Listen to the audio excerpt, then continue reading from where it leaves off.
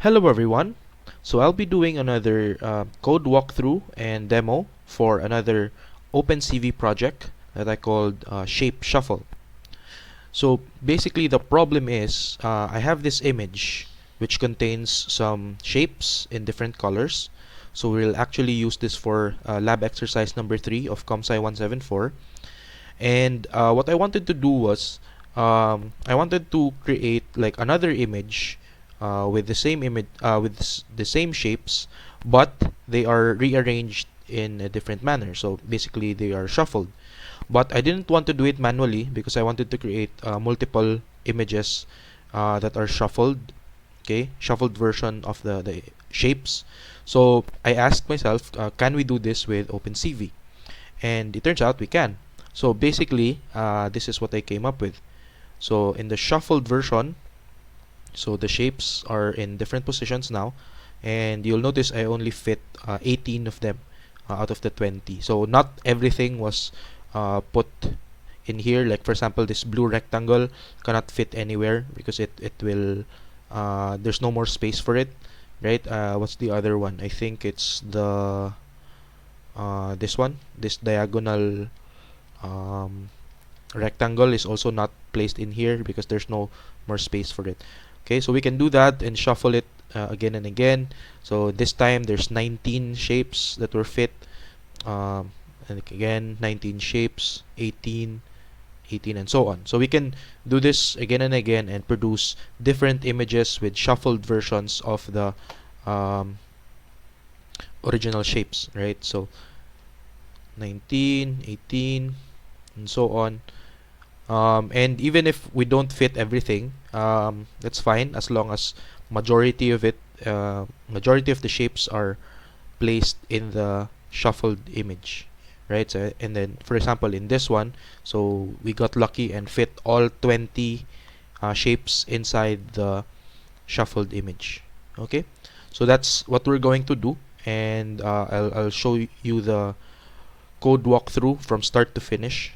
Okay, so I've prepared a blank file here, not totally blank, but basically it's bare bones version. So um, I also commented out the necessary OpenCV functions, the syntax, so that I don't forget it later. And yeah, so the shuffle shapes function is pretty bare for now.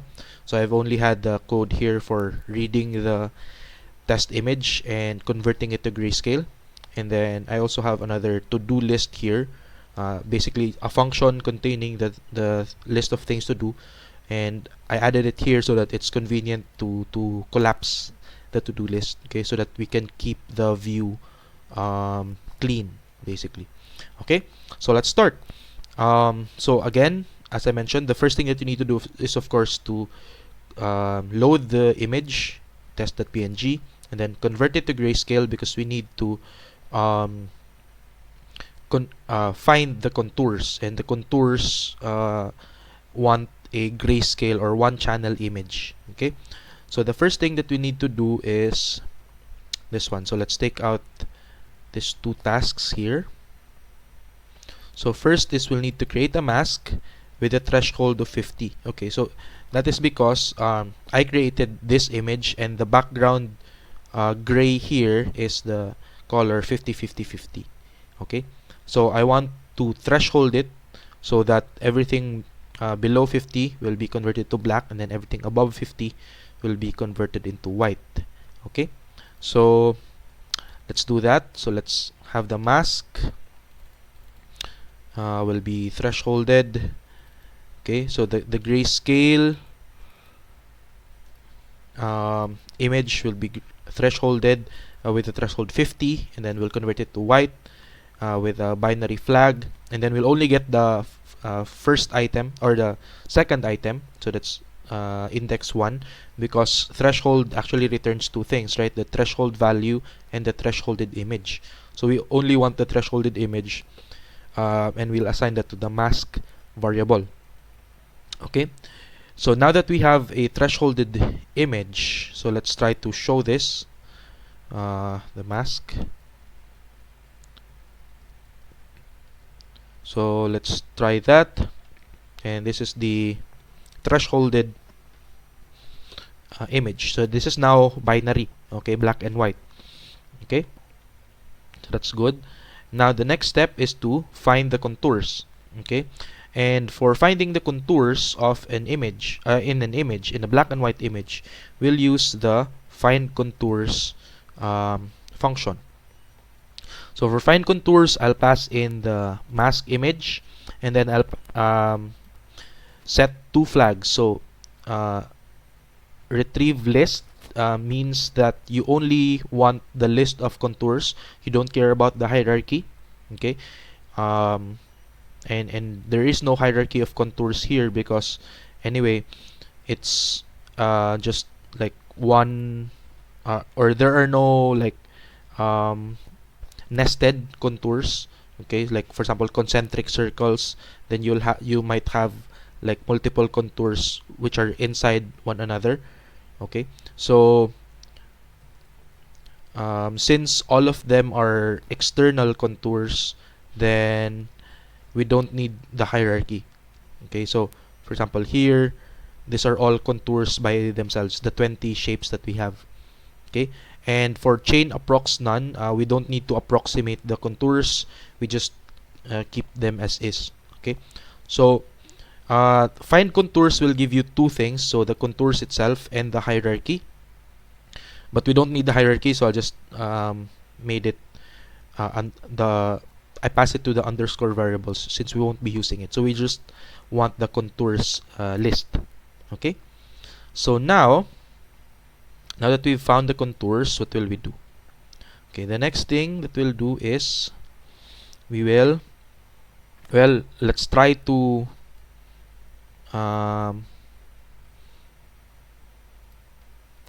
isolate those contours by looping through them. Okay, so for each contour, for contour in contours, so what will we do? So what we can do is we can get the bounding box of the contours. Okay, what is the bounding box? We'll basically see what this is. Okay, when we do the bounding box. So for this one, let's see. Let's get the contour bounding box. So let's grab the code for the bounding box. So the bounding rectangle is cv2.boundingRect for the contour, and it will return x, y, w, h. Now w and h would be the width and the height, but we're not sure whether this x, y is the center or the some upper bound. So let's try to display this x, y in the image as a circle.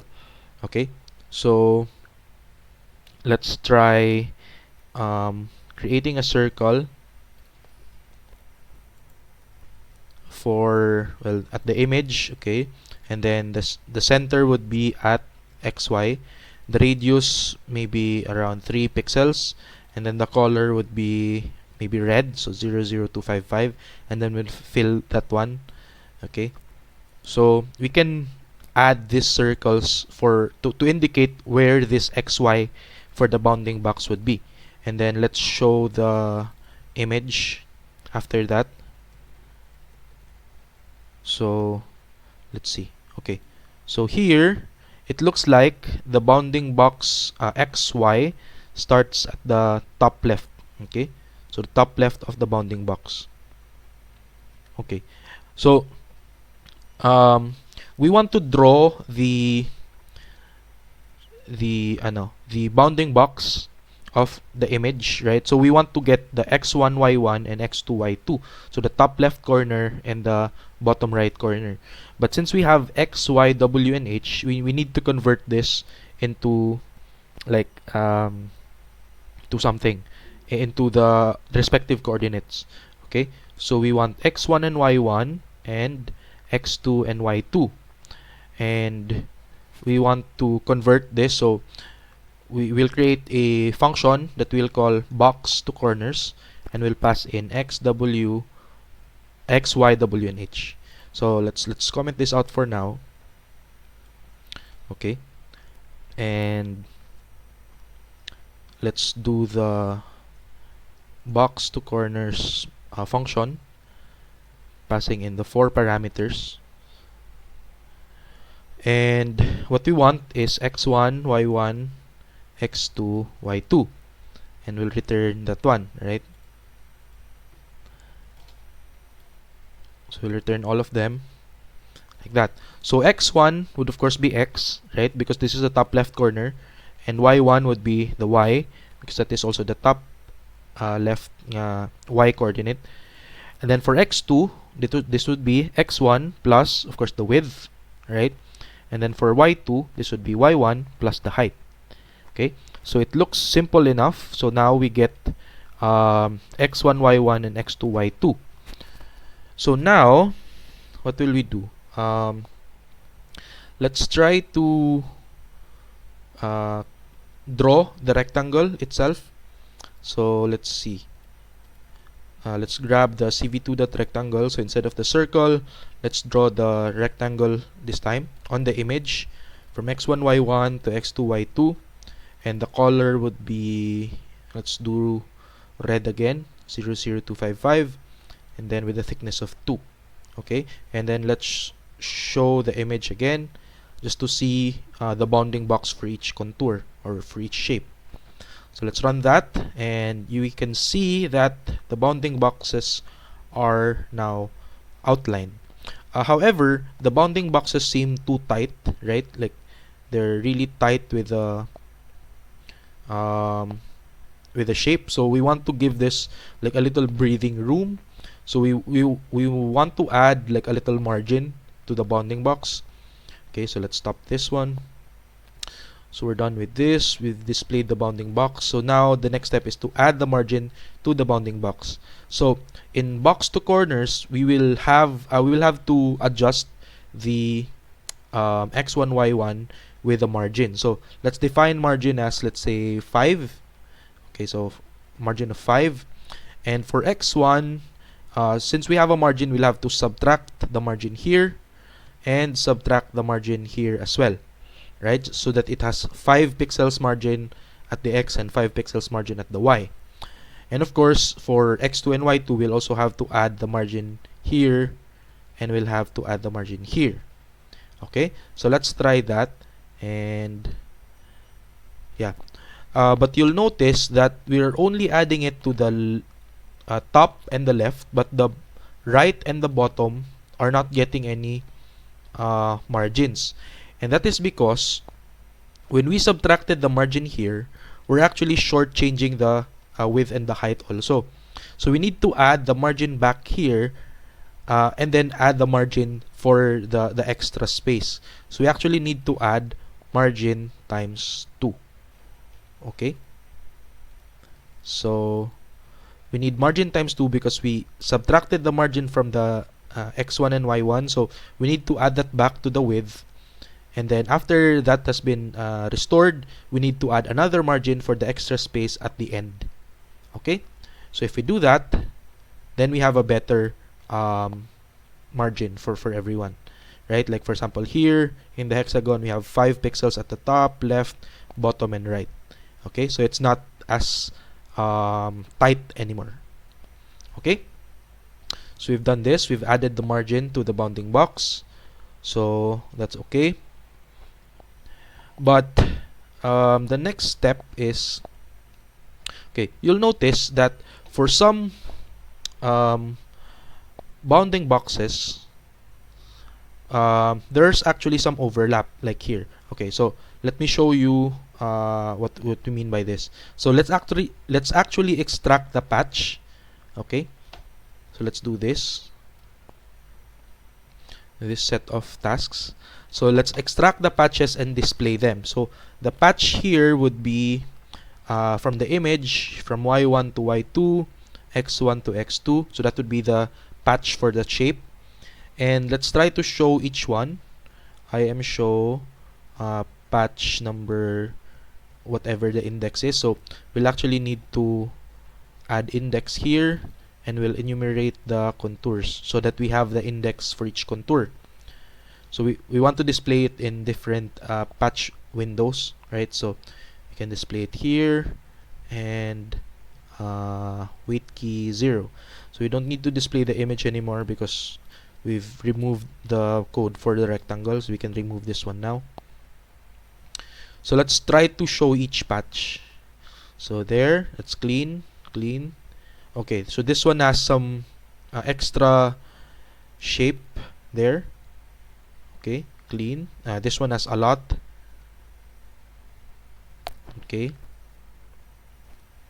and then this one also has some other items. This one also has some items there.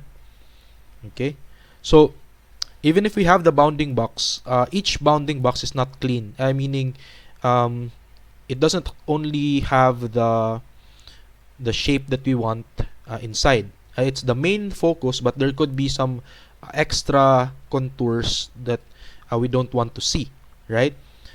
Because if we paste that in the new image, we don't want some parts of the other shapes to be visible, right? So what we'll need to do is we'll actually need to clean up this patch. Okay, so clean up the patch, and for this one we'll actually need to get also the mask of the patch. So I'll define something called the patch mask. So it's the same as the patch, but we'll, instead of getting it from the image, we'll get it from the mask. Okay, so it would be mask y1 y2 x1 x2. Okay, and I'll also pass in the patch mask in here. So we'll clean up the patch so that only the main shape is visible. Okay, so let's do that, and let's define that here. Clean up the patch and the patch mask. Okay, so what will we need to do here? So the first thing that you'll notice is, okay, so before that, let's go back here. Okay, let's get some exit strategy here. If we press Q, then we'll break. Okay, so what we'll notice is the main shape is the biggest contour here, right? So there might be other contours, but the main focus of this patch is the biggest one, right? So that's the biggest contour that we'll have. So for example here, even if we have 3 shapes here, it's the biggest one that's the focus. So we could use that information to clean up our patch. And what we'll do is we'll need to find the contours for each patch, right? So let's do that. So we'll grab the code for find contours again. Let's do that here. So the contours would be find contours, but this time we'll have that for the patch mask. So that's why we needed the patch mask here, because we need a grayscale version of the patch. Okay, so that we don't have to convert the original patch to grayscale again. So since we can compute that easily, so we passed in the patch mask. And then we'll use the same flags, retrieve the list, and approximate none. Okay, so let's just print the number of contours for now, len of contours, and then for now let's return the patch. Okay, we did not clean it up yet, we just wanted to count the number of contours for each patch. So let's see. Oh, we commented out the cleanup, so sorry about that. Okay, so this one has 1 1, that one has 2 1 1, this one has 3 1 1 1, this one actually has 2, so we can't see it, but there's actually like a small white thing there. I don't know if you can see that at the top right corner. There's a small white or yellow part that we can't see. So even that the tiny detail can be seen as a contour, so we need to clean that up also. This one has 1 2 because of the red extension here, 1, and this one has 2 because of the blue thing here, also has 2 because of the yellow thing here, 1 1, then yeah. So this we've printed out the length of the contours. So if there's only one contour, if the length of the contours is 1, then we can just return the patch as is, right? We don't have to clean it up because there's only one of it. However, if there is more than one contour, then we need to get the biggest contour, basically. Okay, so what we'll do is we'll get the area of each contour, and we'll do that by using contour area. Okay, so for C in contours, so for each contour, we'll compute the contour area. So it will compute the area of each shape. Okay, so we'll pass that to the areas variable, and we'll get the contour with the maximum area. The maximum index would be argmax of areas. So what argmax does is it will get the maximum area and return the index that has the maximum area. So it will not return the actual area, but the index of the maximum area. So for example, if we have areas like 30, 100, and 50, so the maximum area here, so if you just said max of area, that would be 100. But if you have argmax of area, that would be index 1, because it's index 1 that has the maximum value. Okay, so argmax. So we'll actually get this from the numpy module, so np.argmax of areas, so we can get the max index. Okay, so now that we know the maximum index of the biggest contour, or the index of the maximum contour, we can now create the cleaned up patch. Okay, so we'll create like a new mask this time. So we'll create the np.zeros, and we'll get the patch mask dot shape. Okay, with a type uint8. Okay, so we've done this to create like a blank image, right? And we'll use this mask to single out or to isolate the shape that we want. So in the mask, we will draw the biggest contour. So we'll use the draw contours method. So draw contours in the mask. So the list of contours, but only for a certain index. So we'll pass in max index here. We'll use the color 255, which is white, and then we'll fill it. So that's -1. Okay, so if we pass in this mask, our output would be will mask the patch. Okay, patch and patch using this mask that we created. So then we'll return the output. Okay, so before we do this, let's examine first what the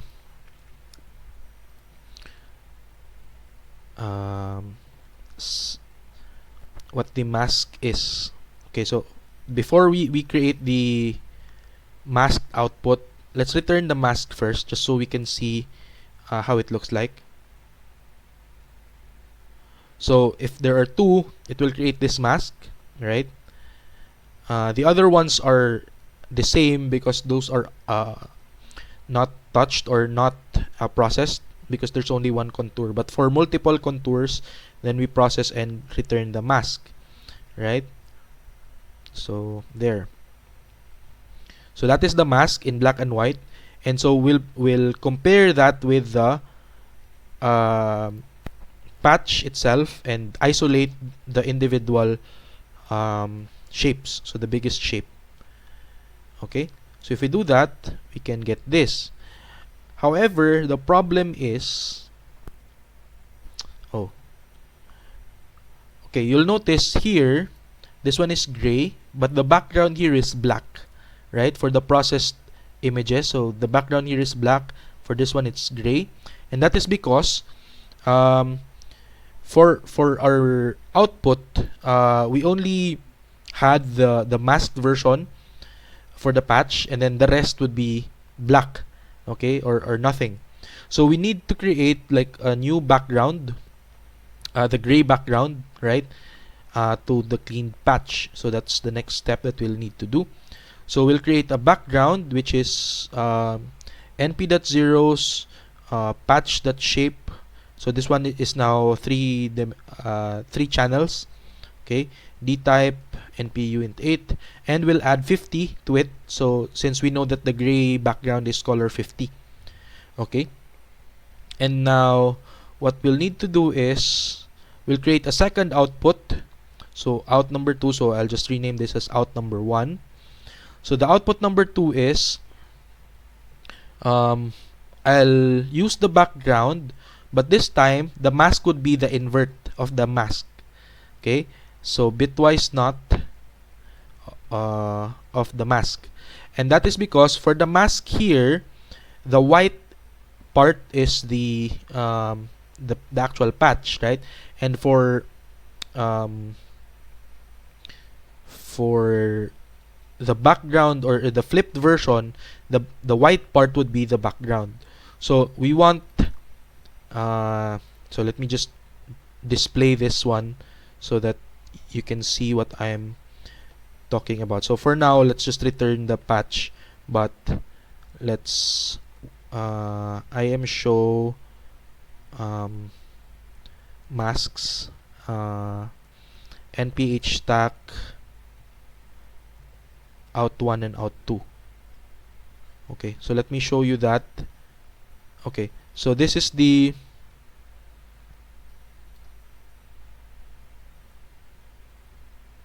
oh, sorry, it should have been the mask and the bitwise knot of the mask. This is what I wanted to show you. Okay, so this one, so this is the mask for the foreground, the white part. Okay, so it will get this green, and for the flipped version, it would be the background that would have the gray. Okay, so yeah, so for this one, it's the foreground and then the background. So what this will accomplish is that it will get the background version, which is the gray background, and then apply that with the mask, so we can get the gray background added with the masked version of the patch. So our actual output would be the combination of the two, so bitwise OR of out1 and out2. Okay, and we'll return the output. So with that, I guess we can now have, okay, yeah, so this one has a gray background now, right? So it's not black anymore. Okay, so we've done that, and so that's okay. So we're good now with the cleanup. So this is done.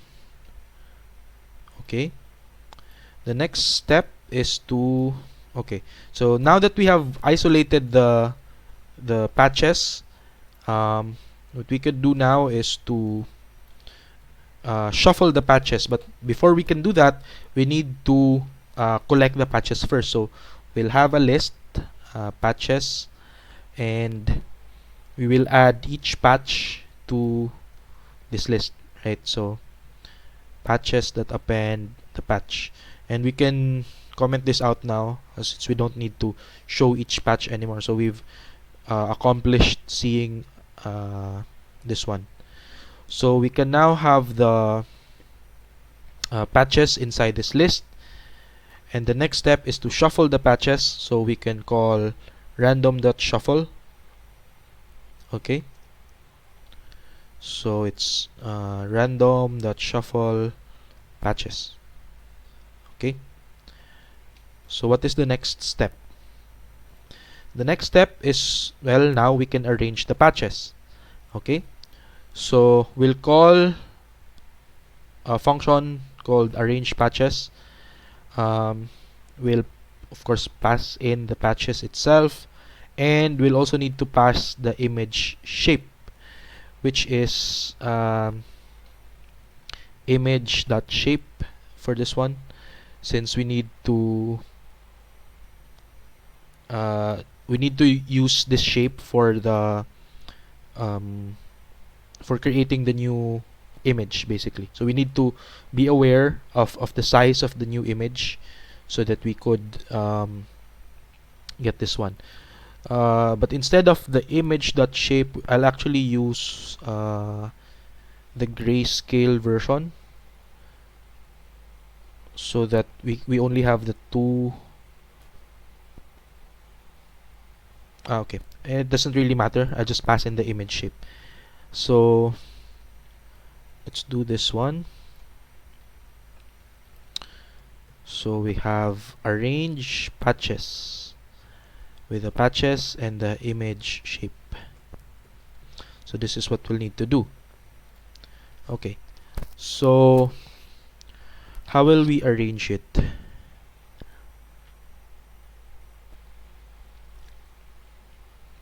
Okay, so the first thing that we'll need to create, or we'll need to define some things. So we need to get the image height and image width, which should be the first two things for the image shape, so 0 and 1, right?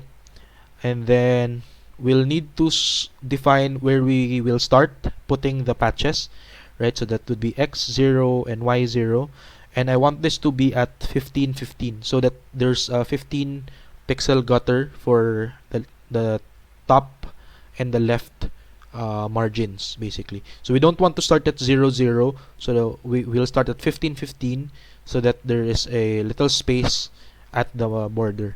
Okay, so this would be our starting position. And for the margins, x margin would be 10, y margin would be 10. Now what would be these margins? This would be the after each patch basically I'll add a margin of 10 to the right and margin of 10 at the bottom, just so they don't they don't stick together, so that they have some space in between. Okay, so we have now defined this. We need to also define the limit of when to stop. Okay, so the x limit would be, okay, we will stop when it reaches the end of the width, right? So that would be image width, but we also don't want it to reach all the way to the end. We want some margin, so we'll subtract the x margin for that. Okay, so that would be our x limit. And then for the y limit, we will also do it for the height, but instead of the full height, we would subtract the y margin, just so it doesn't reach all the way up to the end of the image. Okay, so those would be our x and y limits. And now we can start having our starting position for our first patch which would be x1 and y1, and we will start this with x0 and y0, which is 15 and 15 at this point. Okay, so we have now this and that. And so what we can do now is we can enumerate each patch. Okay, so for patch in patches, so what will we do? We need to get the height and width of each patch. So patch H and patch W would be the shape of the patch 0 and 1. Okay, because this could be 3 dimensions or 3 things, so we don't want the third channel, so we're only getting 0 and 1. So that's the patch height and patch width. So after getting x1 and y1, we need to get the x2 and y2, which is the bottom right corner, right? So for x2, we would get x1, okay, plus the width of the patch, right? And then for y2, that would be equal to, okay, y1 plus the height of the patch. Okay, so that just makes sense, right? So if you have x1 and y1 as the top left, x2 and y2 would be, you just add the width and the height to the initial point. Okay, and so to illustrate what uh, we will be doing, we will create a mask for the image, right? So the mask would be another np zeros um, with the shape being okay. So we need to add that here. The shape would be image height and image width. So this would just be a one channel uh, image. So this would be a mask. So this would be black and white even. So we filled it up with zeros at first and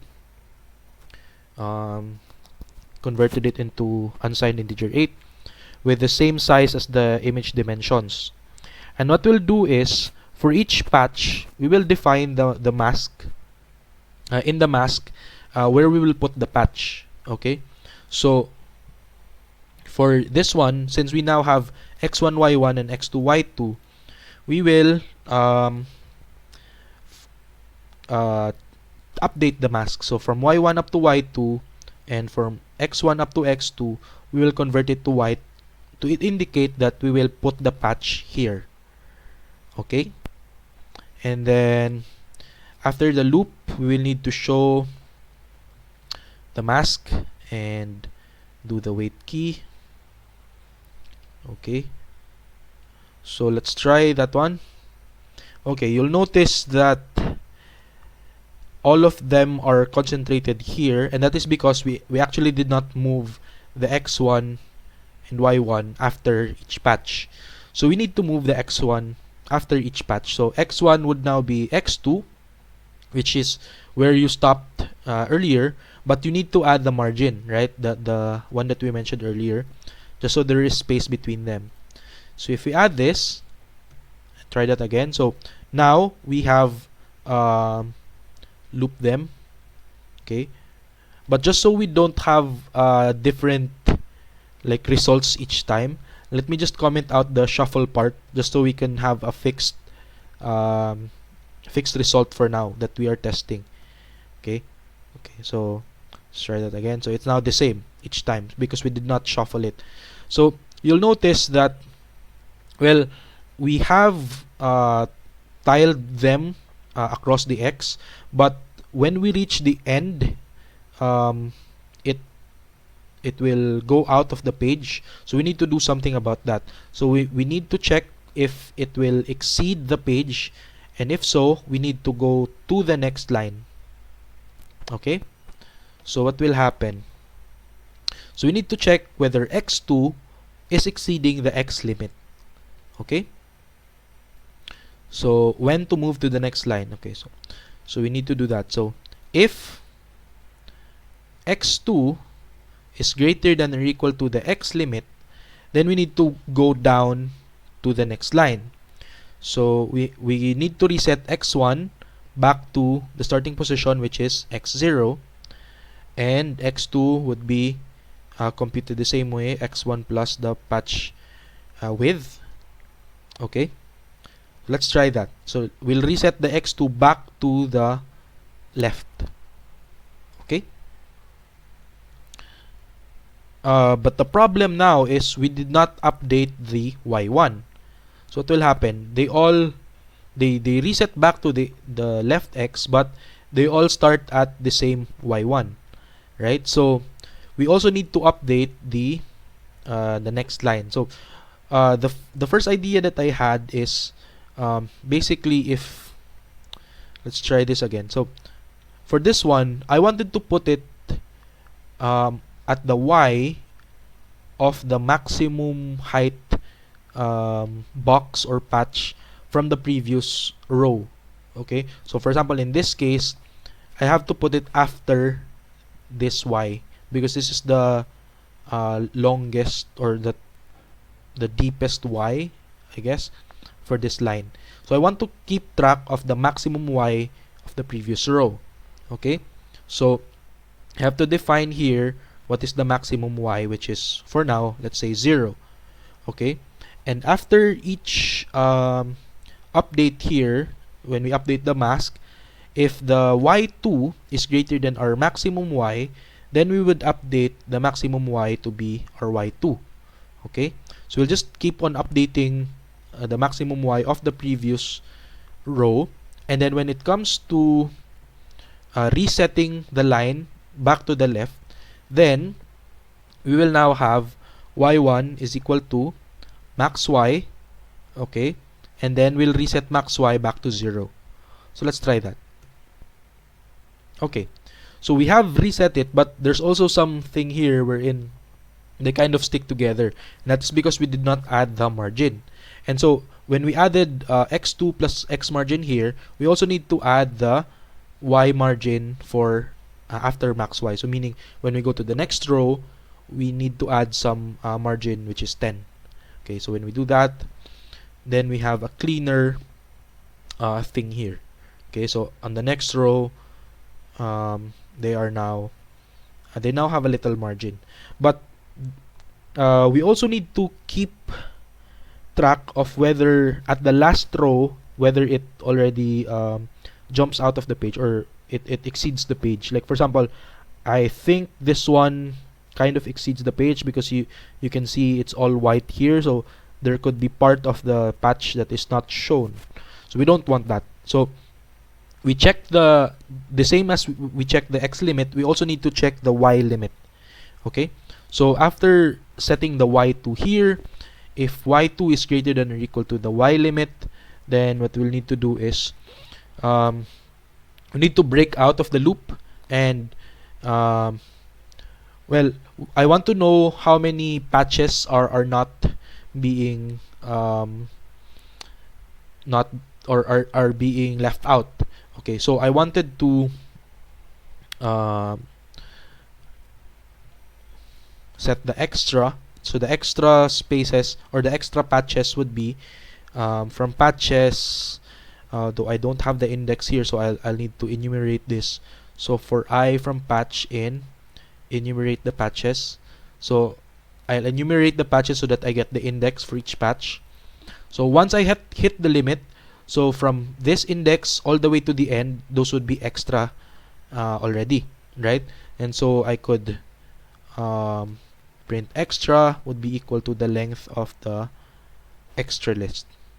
So let me do that.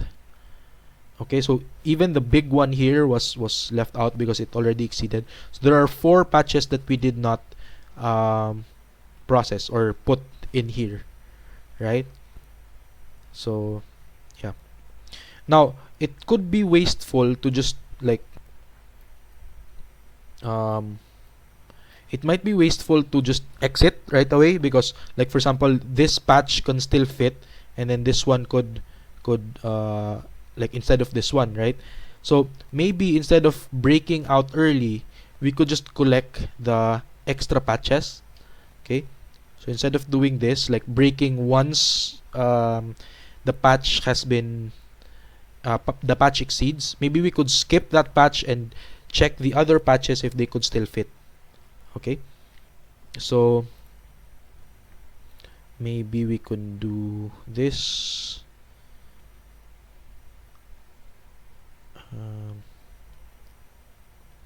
Okay, let's see. What if we do extra that append the patch, and then we don't do this, and instead of breaking out, we will just continue. Okay, so yeah, we'll just basically skip it, and then we'll add the print extra here for the length of the extra. Okay, let's do that. Okay, so we added some more here. So instead of 4, we only skipped 3. Okay, so that's better. But you'll also notice that this method is kind of wasteful because there's a lot of space that's being wasted here, here, here, and that is because we are getting the maximum y here. And if you're unlucky, like you have a really tall patch here, then a lot of space would be wasted on the previous columns, right? So I don't want to do this, and instead I want to do a better arranging of the patches. So I'll call this version 1, and I'll do another version which is like the better version. So I will get this one, and I'll do another arrange patches, and this time this is what we'll do. Okay, so the version 2. So we need to define the same thing. So we need to get the image height, um, image width, x0, y0, x margin, x limit, x1, y1. So we'll need to define the same things, right? So we'll still start at 1515. We'll still have this margin of 10. We'll still have the same x and y limits, and we'll still start at x0 and y0. Okay? Now, what I want to do here is to have like a like a dynamic ceiling for each column. And what do I mean by that? So let me show you the patches first. So let's do this one. Okay, so for each patch, we'll still get the patch height and patch width, and then for y2 that would be y1 plus patch height, and then we'll move the x1 as x2 plus x margin, and oh, we forgot to define the mask, so we'll get the mask again.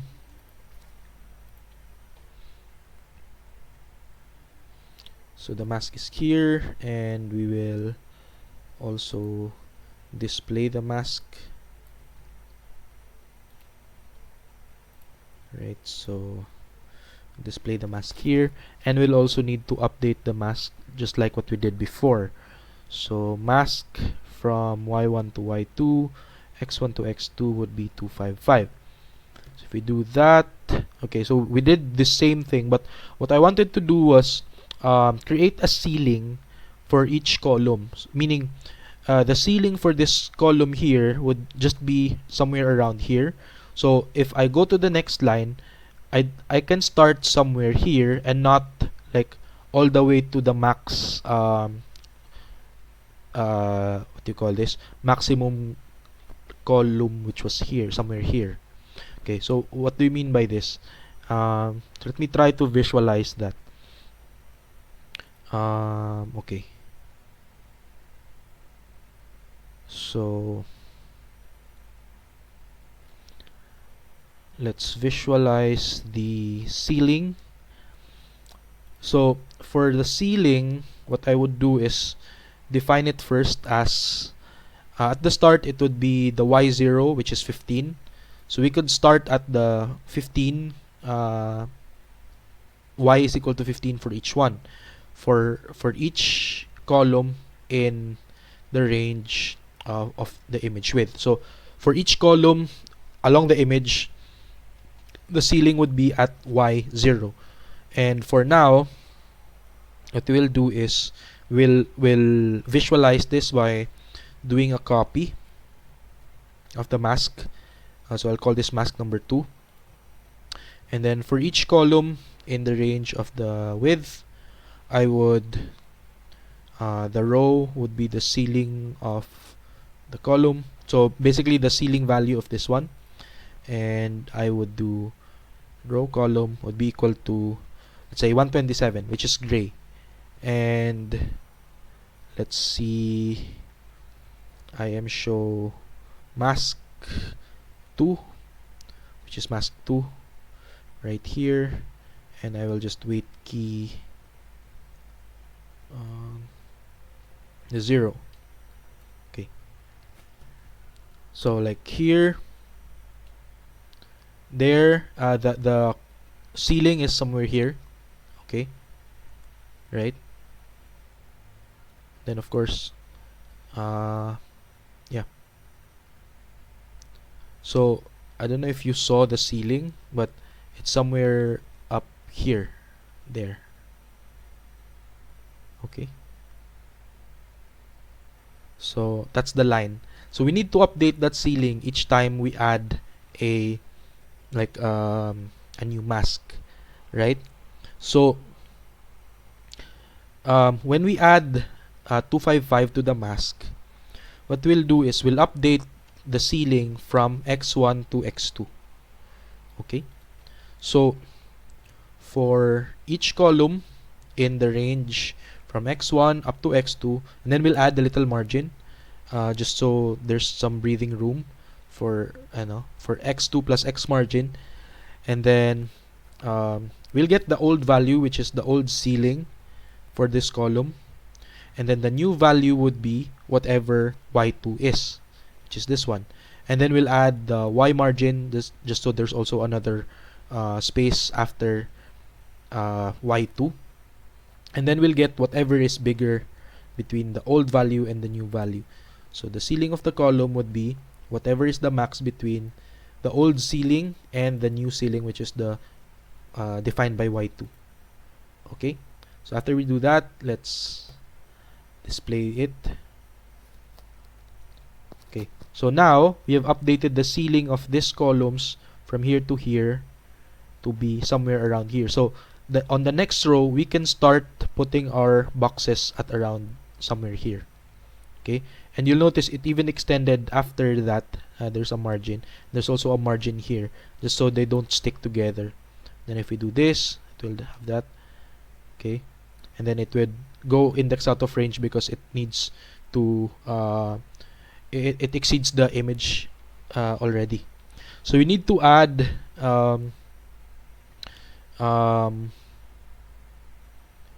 the what do you call this, the x limit and y limit checks, just like what we did in the previous version. So if x2 exceeds the x limit, then we need to reset x1 to the starting position, which is x0, and x2 would be recomputed the same way. So x1 plus patch w. So let's try that.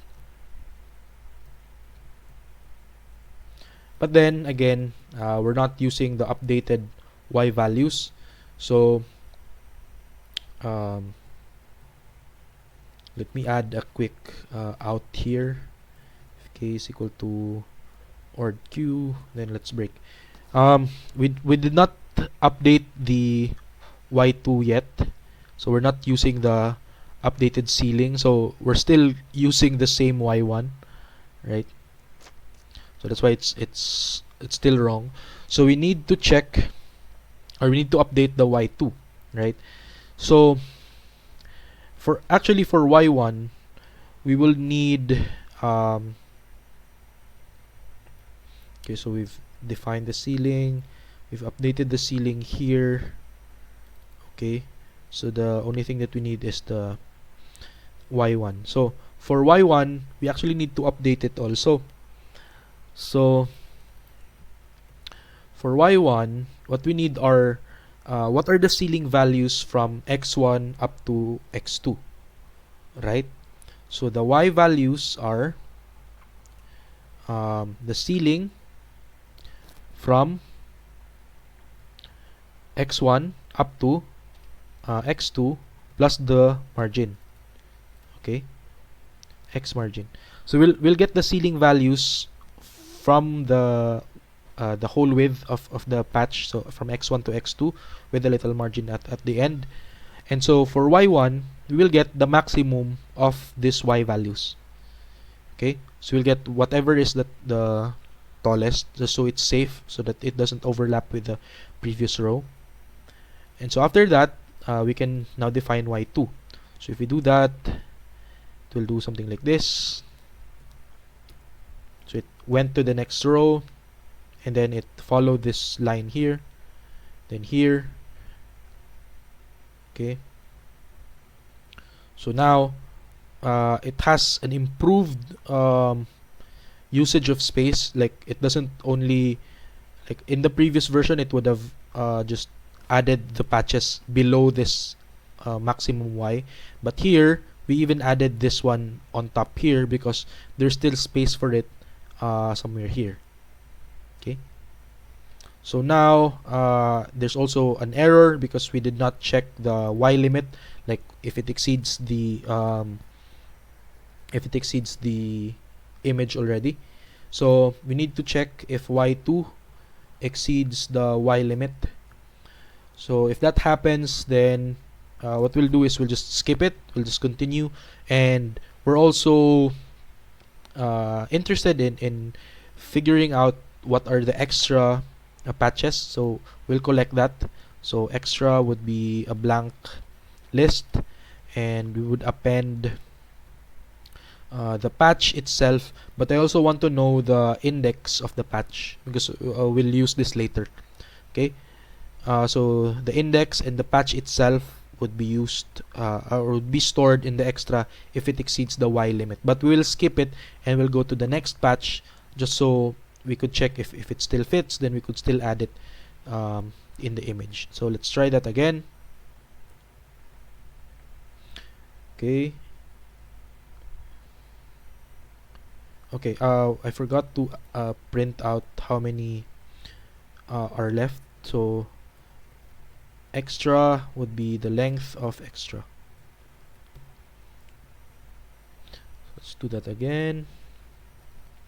So how many patches did we not include? So we did not include 2 patches that were like not included, right? So maybe we can show the mask here, and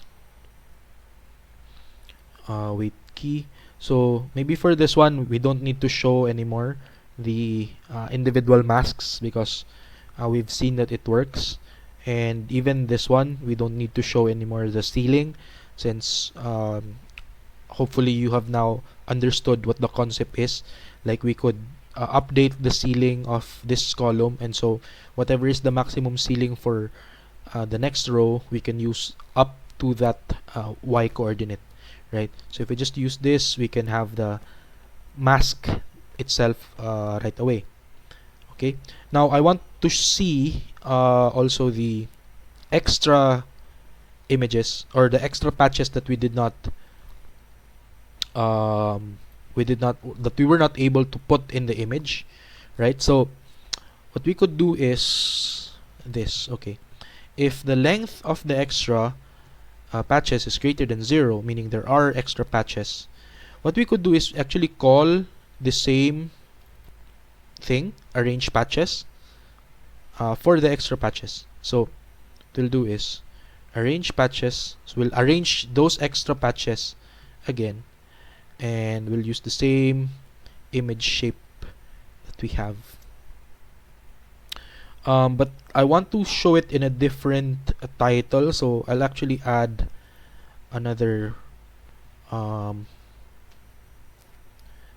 parameter here called title, and if it's not defined, I'll just call it mask, and I'll change it to the variable title. But for the arrange patches, I'll call it mask2. Let's try that.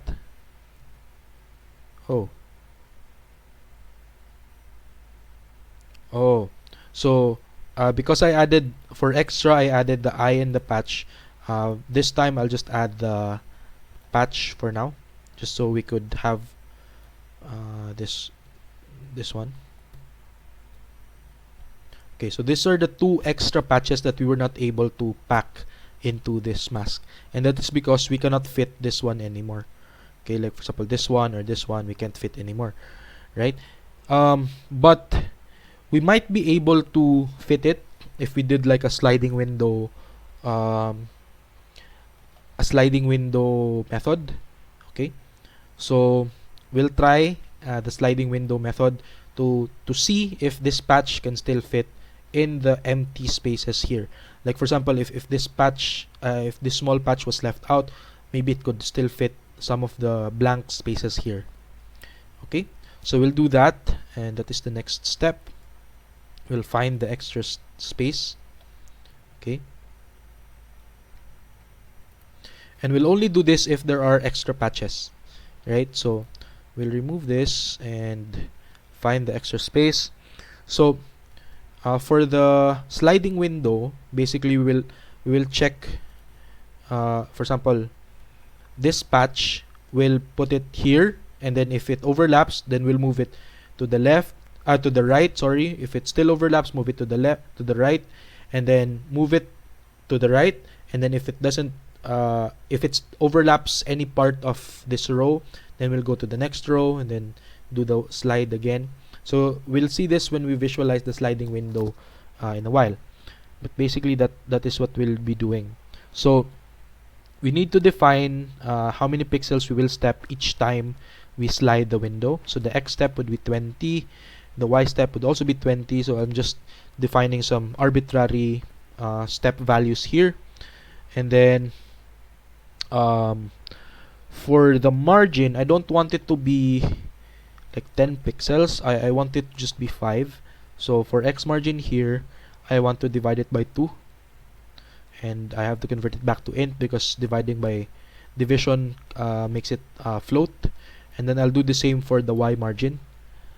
So for this one, I don't want the 10 pixels. I only want like 5 pixels space because I want to fit the extra patches as tight as possible, but still with an extra space around it. Okay, so we'll do it for each patch in extra. So for patch in extra, we'll have the patch height and the patch width. That would be the shape of the patch again, 0 and 2. And then we'll start with x1 and y1. We'll still start at x0 and y0. So I'll just have x1, y1 is equal to x0, y0. So we'll still start at the starting point, which is 15, 15, right? And then we'll do this loop while true. So we will loop it. So for x2, this would become x1 plus the width of the patch, right? And then for y2, this would be y1 plus the height of the patch. And then of course after this, we will need to show the step itself, update the x1. So x1 plus x step. So we need to do that. And then of course when x2 reaches the x limit, then we need to move it to the next row. So if x2 exceeds the x limit, then we need to reset x1 back to x0. We need to recompute x2 just like this. And for y1, it would be the previous y1 plus y step. Okay, so we'll add the y step, which is plus 20. So you'll move 20 pixels down each time that you need to reset the row. Okay, and then of course when you reach the end of y2, we also need to check the limit of y. If it exceeds the end, then we will break out of this loop, and we might need to check which patches are also excluded. So I'll have a list called excluded, and I'll add that patch to the excluded list. Okay, so that's the basic like loop of the sliding window. So you define x2 and y2. Each time you reach the end of the x coordinates or the x-axis, then you reset and put it back to the next row. And then when you reach the end of the y-axis, then you break out of the loop. Okay, so to make this to visualize this sliding window, we can do something like this. We'll create like a copy of the mask, but we'll convert it to grayscale because we'll add like a red color box for this one. So convert color of output from color from from gray to BGR. Okay, and then we'll create the rectangle, which is the sliding window for this output from x1 y1 to x2 y2, and we'll color that with red, and we will use a border thickness of 2. Okay, and let me show that image. Let me get the key just so I could exit. If key is equal to Q, then I'll break out. Okay, so let me show you this sliding window thing. So for this one, so this is the patch that the extra patch that we want, and we'll slide it like this.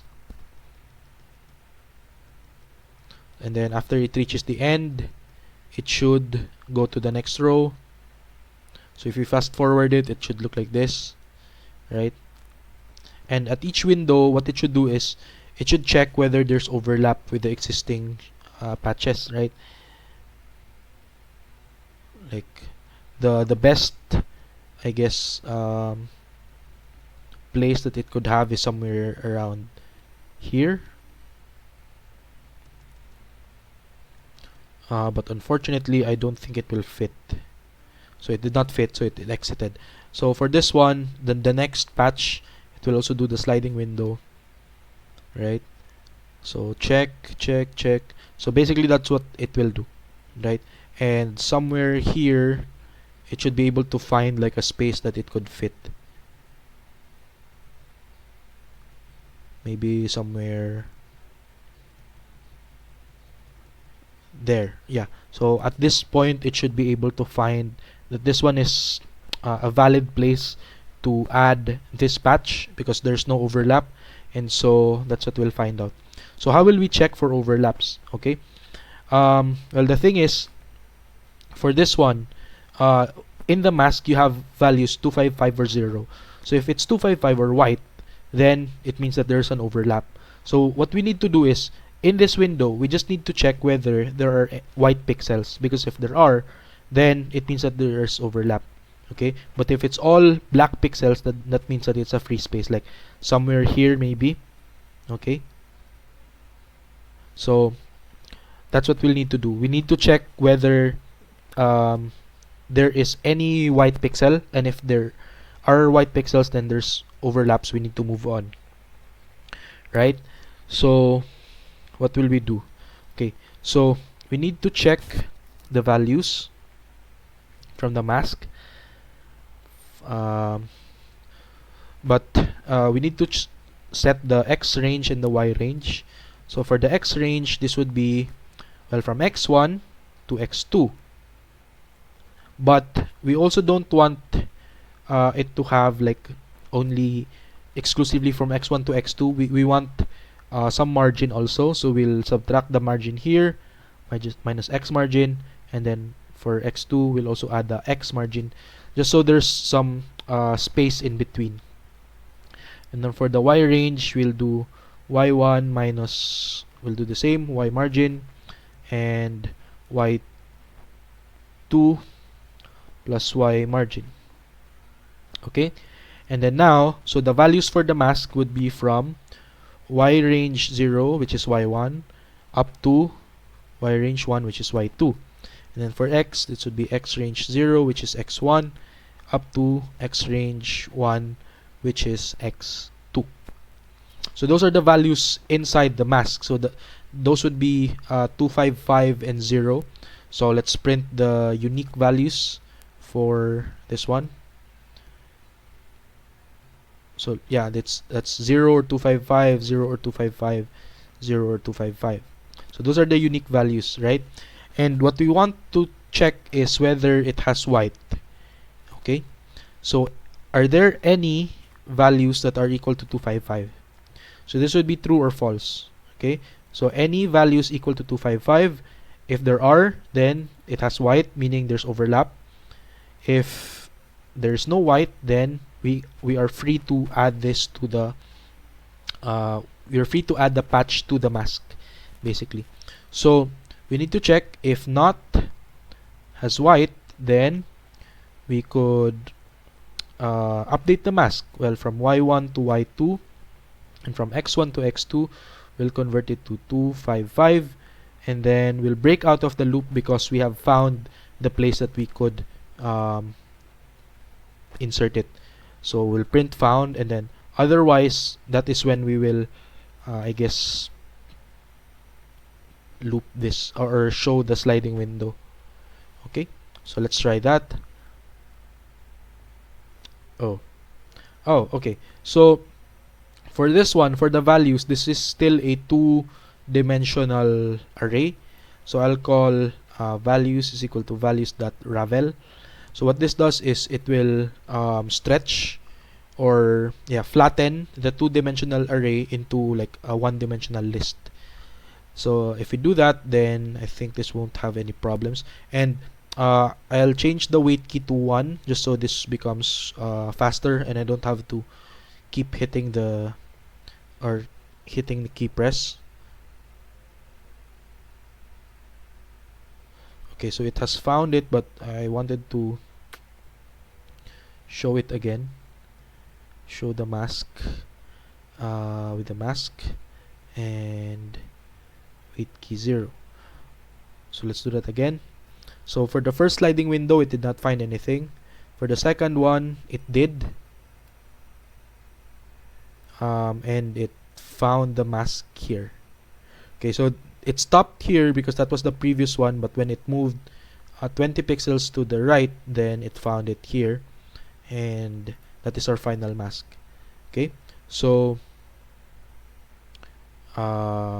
yeah, so that's it. We can remove this one now,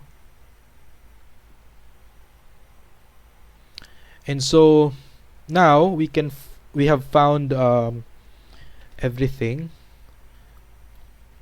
And so yeah, so far we have done it for the mask itself, right? Maybe I don't want to show the mask here. I want to show the mask at the end. Okay, so there were extra 2, but then I want to know whether how many are actually excluded. So print excluded length of excluded, because take note that when it exceeds the y2 limit or the y limit, we will add it to the list of excluded, right? So here there were 2 extra and then we fit 1, so we only excluded 1. Okay, so the final thing that we need to do now is actually create the image itself, the what do you call this, the actual rearranged image. Okay, so we've been doing like the mask thing for now. So what we'll do is we'll keep track of the coordinates where we added the patches. Okay, so I'll create a dictionary called coords for coordinates, and I'll do this for each patch. So for I in range of the length of the patches, I'll do each one. So for this index, I will do for now none.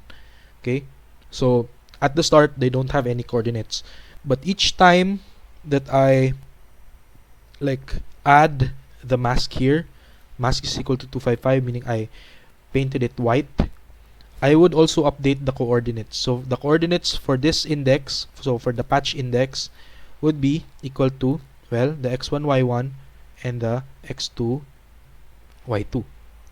Okay, so I updated it here, and the other time that I updated the mask is somewhere here. So when I did the sliding window and I found the space to add the extra what do you call this, extra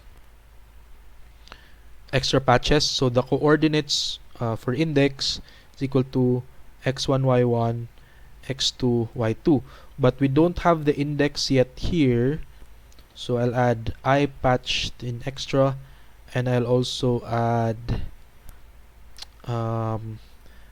the patch here. So I'll put this back. So that's the reason why I added the I initially, so the index. So that's why, so that I could get the original index for the patch. Okay, so I could get the index here for the coordinates. Okay, and with that, well, we did not do anything yet. We just added the coordinates, but for now, this is when we can create the final output. Okay, so for the final output, I'll create the output image, which is the np.zeros, and I'll give it the image shape, np uint8, and the background, as we know, is the gray background, so this should be plus 50. So we'll just, for returning the output now, if we get the output here,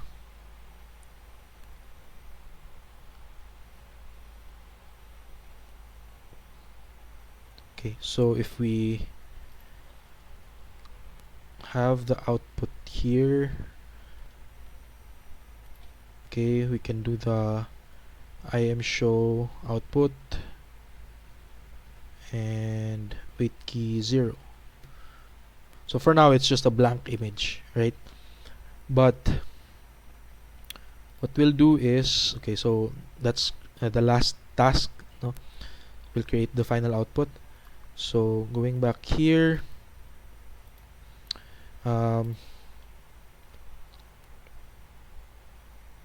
so for the final output, what we'll need to do is we'll just loop through each patch, right? So for I, patch and enumerate the patches. Now, if the coordinates of I is equal to none, meaning it was not updated, it was not added either here, so it was not updated here or in the sliding window, then we can skip it. Okay, so I want to count how many I skipped. So skipped counter is initialized to 0. I'll add 1 and then I'll continue, meaning I'll skip this patch because it was not added to the final version. Okay, otherwise the coordinates of I would be x1 y1 x2 y2, right? And then from output, from y1 to y2, x1 to x2 is the actual patch itself. So I'll paste the patch onto these coordinates. Okay, now I want to know how many shapes there are, so that would be the length of the patches. So that's the total number of shapes, so there's 20. Now how many did I arrange in my shuffled version? So that's num shapes minus skipped, right? So I would display this as well, the number of arranged and the number of shapes. Okay, and I'll also add like a boundary thing here, and then I'll return the output. Okay, so now we have added the patches to the final output, which is now seen here. So now I want to loop this and make a shuffle each time. Okay, so while true, I'll put everything here, and of course we need to know when to exit. So if the key press is Q, I will break out of the loop. Okay, so now there's 18, 19, and we have now shuffled the images. Okay, so that's it. That's the code walkthrough for the shape shuffle little project that I made. And again, to recap, so the first thing that we did was to find the contours and then get the bounding box of each contour, and then for each bounding box we tried to arrange them. Initially we had the maximum Y thing, and you add the next row would be whatever is the maximum Y of the previous row, but that seemed wasteful because there's a lot of blank spaces. So what we did was we created like a ceiling for each column, and we updated the ceiling each time that we added a patch. And then for the next row, we tried to find what is the maximum ceiling that I could go up without hitting any existing patches. And with that, we kind of improved the packing of the patches into the new image. Of course, there are way better ways to arrange the patches into the new image. Like this is actually a bin packing problem, which is a computer science problem altogether. But I just wanted to show you like a simple version, which also was not too wasteful um, in the space management. Okay, so that's it for shape shuffle. Hopefully you learned something new today, and I will see you in the next video.